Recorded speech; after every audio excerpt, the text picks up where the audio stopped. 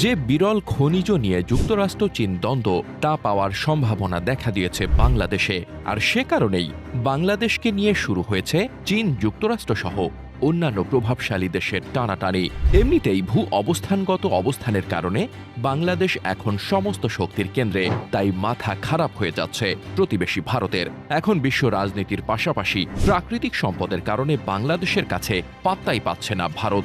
এগিয়ে যাওয়ার মাপকাঠিতে এশিয়ার অভিজাত রয়্যাল বেঙ্গল টাইগার এখন বাংলাদেশ।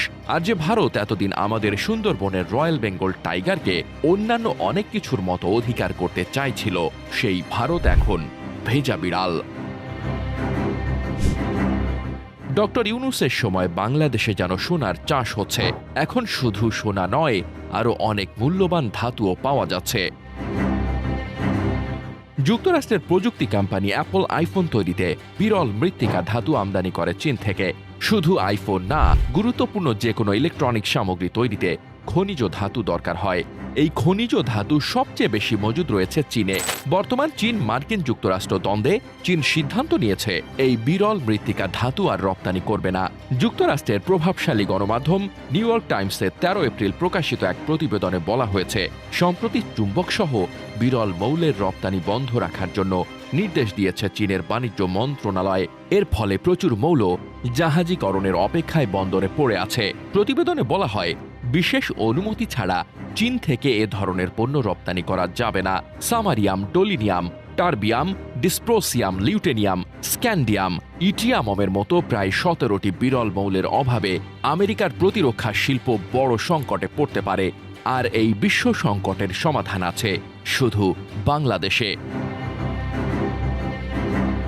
বাংলাদেশে বিরল খনিজের সন্ধান পাওয়া গেছে বলে জানিয়েছেন বাংলাদেশ ভূতাত্ত্বিক জরিপ অধিদপ্তর। প্রায় 20 বছর ধরে খনিজ নিয়ে কাজ করছে বাংলাদেশ ভূতাত্ত্বিক জরিপ অধিদপ্তর। সংস্থাটির গবেষকরা বলছেন, বাংলাদেশের নদী অববাহিকার বালু, জেগে ওঠা চর, সৈকত বালু এবং কয়লা খনি থেকে বিরল খনিজের সন্ধান পাওয়া গেছে। উত্তরবঙ্গের স্বল্প গভীরতায় প্রাপ্ত ভিত্তিশিলাতে বিরল খনিজ থাকার সম্ভাবনার কথাও বলেছেন তারা। গবেষকদের ধারণা, সিলেট, সুনামগঞ্জ ও ময়মনসিংহ জেলার পাহাড় থেকে নেমে আসা পানির স্রোতধারার পললের সঙ্গে তেজস্ক্রিয় মৌল ও বিরল ধাতু থাকতে পারে। জিএসবি সূত্র থেকে জানা গেছে, শুরুতে যমুনা নদীর বালু পরীক্ষা করে সেখানে থাকা আকরিকের মধ্যে বিরল মৃত্তিকা মৌলের সন্ধান পায় জিএসবির গবেষক দল। জিএসবির অর্থনৈতিক ভূতত্ত্ব বিভাগের পরিচালক মোহাম্মদ আলী আকবর জানান, 2016 সালে যমুনা নদীর বালুতে আমরা ভারী আকরিকের সঙ্গে উল্লেখযোগ্য পরিমাণে বিরল মৃত্তিকা মৌল পেয়েছি।